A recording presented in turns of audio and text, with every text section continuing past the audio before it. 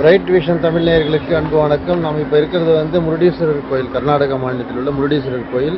முருடேஸ்வரா திருக்கோயில் இந்தியாவின் கர்நாடக மாநிலத்தின் லட்சத்தீவு கடலின் கடற்கரையில் உள்ள கோவிலாகும். இங்குள்ள சிவன் சிலை உலகின் 3வது சிலையாம்.